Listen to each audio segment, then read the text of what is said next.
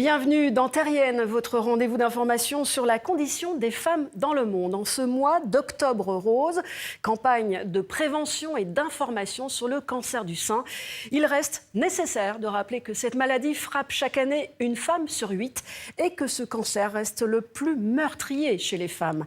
Palpation, mammographie, dépistage sont donc indispensable, comme ne cesse de le répéter cette chirurgienne gynécologue. Chaque jour, Aïcha Ndoye enfile sa blouse bleue pour opérer ses patientes et pour les endormir, elle a mis au point une méthode bien à elle.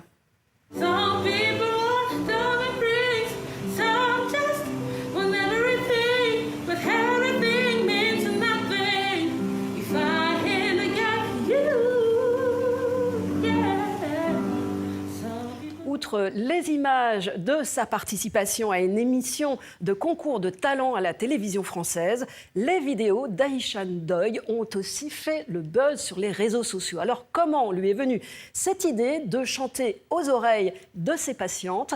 Voici ce qu'elle nous a raconté. Comment c'est arrivé? En fait, j'ai toujours aimé la musique, j'ai toujours chanté à côté. Et pendant mes études de médecine, il y a eu un moment particulier qui m'a emmenée à ramener la musique au bloc opératoire. C'était pour une patiente qui était totalement agitée, très stressée par l'anesthésie. Et en fait, elle était tellement agitée qu'on ne pouvait pas la perfuser et l'endormir.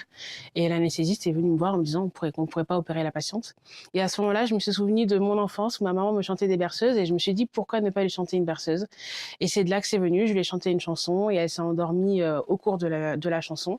Et avec un apaisement qui a un peu scotché tout le monde. Et du coup, j'ai continué à le faire pour tester. Et je me suis rendu compte que ça marchait vraiment sur ces patientes-là et sur le plan psychique, parce que ça les apaise, et même sur le plan métabolique, elles utilisaient moins d'anesthésiants. Et du coup, maintenant, je le fais quasi tout le temps. Cela fait plusieurs années maintenant que la docteure Ndoye fait résonner sa belle et grande voix dans le bloc opératoire d'un hôpital bordelais.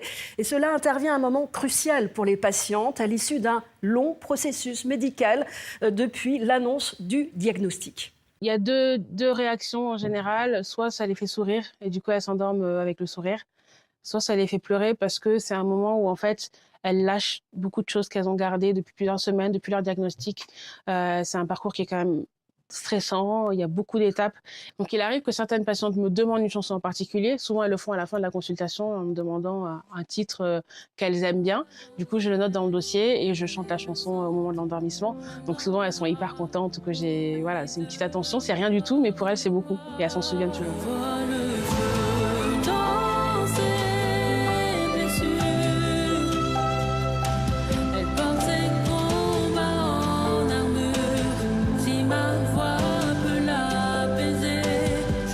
Voilà, pour qu'elle danse, une chanson signée Aïcha Ndoye en hommage à toutes les femmes atteintes du cancer du sein, à retrouver sur toutes les bonnes plateformes d'écoute en ligne.